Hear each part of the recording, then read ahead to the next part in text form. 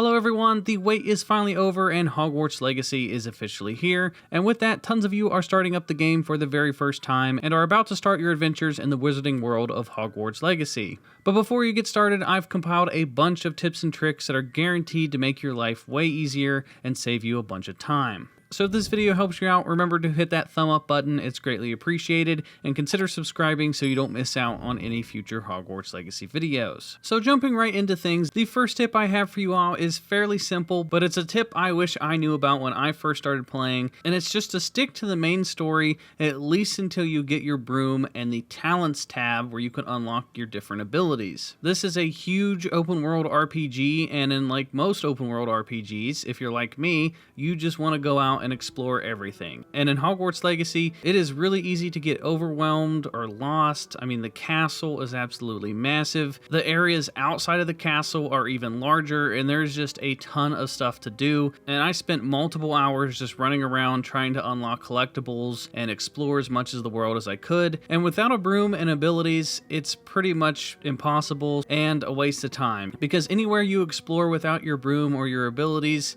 I mean, odds are you're going to have to go back to that location anyway. I spent the first couple hours exploring and I came across so many locked areas due to my lack of abilities. And there's just so many different puzzles and obstacles that you're not going to be able to complete until you have some of those different abilities. Especially when you get to the open world environments, traveling without a broom is pretty much impossible. The world is just too large for you not to have a broom. So as tempting as it is to go off exploring on foot, trust me, don't do it. Just keep playing the main story missions until you get the broom. Now, you don't get access to any brooms until you complete the flying class, and then once you complete the flying class, it does give you the option to go to a store and purchase a broom for yourself. So just keep playing the main story until you complete the brooms class, and trust me, you will thank me later. So the next tip I have for everyone has to do with the open world and getting loot. Now, you're going to come across a lot of water in your playthrough. The lake is absolutely massive, and scattered throughout the lake, you're going to see a lot of these bubbles sort of rising to the surface. Now, anytime you spot these bubbles, you are able to actually swim out to the bubbles and loot them. You do this sort of diving animation and you swim underneath and you can get some goodies. This is a good way to farm different materials. I went all around the lake and collected a lot of loot, and then I was taking it to the store and selling it for a profit. So definitely keep an eye out for floating bubbles on the lake. So the next tip is something that I wish I knew about when I started my playthrough, and it's that you must open up your outposts. Now, in the Hogwarts Legacy, there is an entire tab dedicated to the outpost where different companions or professors or characters of importance will send you letters via the owls. Now, what's so important about this menu is that the only way to get some quests unlocked is that you have to read the letters. For the longest time, I couldn't figure out why I wasn't progressing in the main story, and it's because I didn't go to the outpost and accept these letters. All the letters you receive in the outpost are pretty essential. This is where you're going to get most of your main story missions, and where you're going to get a lot of the very important side missions that are going to unlock new spells for you. So definitely keep an eye on your outpost, and don't forget to open up all your letters. So the next tip I have for you all has to do with the in-game map. Now, the map can be a bit confusing. There are a bunch of icons on the map, and the zoom in feature is a little wonky, especially when you're trying to travel throughout the castle. Sometimes it's really hard to click on where you're wanting to go or zoom in,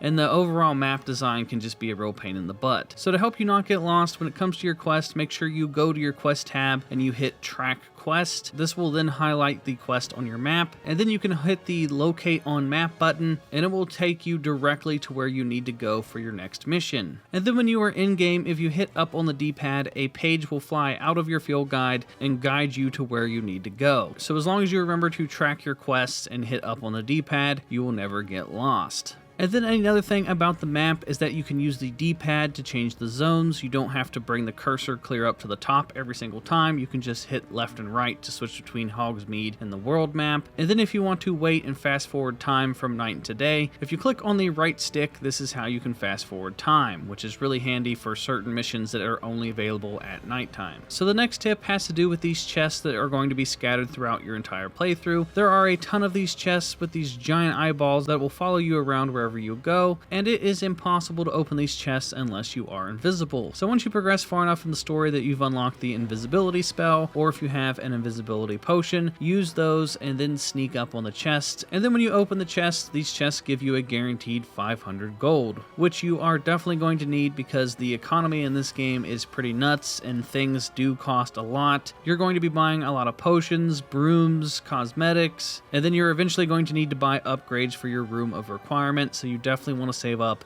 as much money as possible, and these chests are a really great way to help you do that. So anytime you see these chests, remember you have to go invisible. So up next, when you're exploring Hogwarts, you're going to notice these really weird question mark doors. It's sort of this weird puzzle thing. I was sitting there for like a half an hour trying to figure out different combinations and trying to guess just how this puzzle worked. My girlfriend was even sitting there helping me try to like come up with different combinations. We were even counting clockwise and counterclockwise. We were trying to like pair a number to each symbol, and I know we wasted at least a half an hour, probably longer, just screwing with this puzzle. If you want, you can go to this location on your map and you can find a cheat sheet, which will be added to your in-game journal, which you're definitely going to need to unlock all of these doors. Now, all these doors are worth opening because they have chests inside that have some really cool cosmetics that you can earn for your room of requirement or for your character, so you're definitely going to want to open these doors up. I recommend you just take a picture on your cell phone. Either take a picture of this video or go find it in-game for yourself, but I highly recommend you take a picture on your cell phone and just pull it out whenever, because it's way easier to pull out your cell phone than it is to constantly be pulling out your journal and trying to memorize what each of the symbols mean. So to unlock the door, you have to match the symbols to the numbers and then do the math and figure out what the question mark is going to be. So the doors are definitely a pain in the butt, but once you have that cheat sheet, they're pretty easy. So next up, I want to talk about the skill talents. So once you unlock the skill talent tree, you're probably going to be wondering what the best talents are to unlock. And in my opinion, early on in your playthrough, it is best to unlock the spell knowledge talents first. These spell knowledge talents will unlock different grids for you to insert more spells. And trust me, this is going to be very handy. If you don't have this, you're going to have to constantly be pausing the game and re-equipping spells and unequipping spells, and it is just a huge pain in the butt. So definitely 100% unlock those two abilities first and foremost. And then after that, I would unlock the basic cast mastery.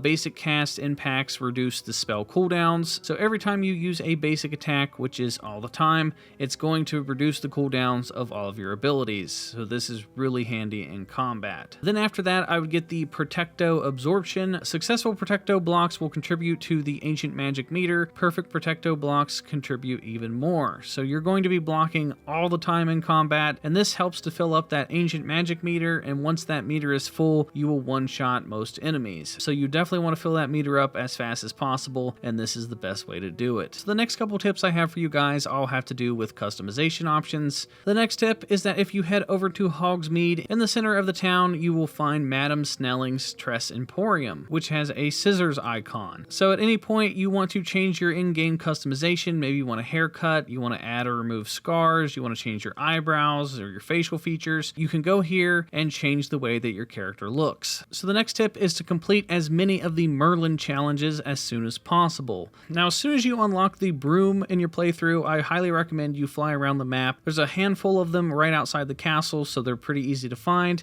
And when you complete these, you're going to unlock extra slots for your inventory, which will allow you to carry more gear. And trust me, you're definitely going to want this because you have very limited space. In my playthrough, I was hoarding a bunch of clothing items and I really quickly ran out of space. And doing all the Merlin challenges is going to open up a bunch of extra space. Okay, so the next tip I have for everyone has to do with loot. Now in this game, the loot is different for everyone. If you see a YouTuber telling you to go to this certain chest and you will find X item, that's not how it works in this game. Every single chest is different. Every single chest is randomized. So if you come across a chest, your chest is going to be different from mine. And what I discovered is if you do a manual save right before you open the chest, if for some reason you want to farm a certain item, or you open the chest and it just gives you a clothing item that you don't want, you can just reload your save and open the chest and you're going to get a different item every single time you open a chest. So if there's a wand handle that you're wanting, or a scarf, or a robe set, and you just want to keep re-rolling the chest over and over and over, just put down a manual save before you open the chest and just keep reloading endlessly until you're happy with what you get. And then the final tip I have for everyone has to do with the transmog system, and I really wish I knew this this when I started playing, but there are a bunch of different transmog options. For example, when you hover over your cloaks,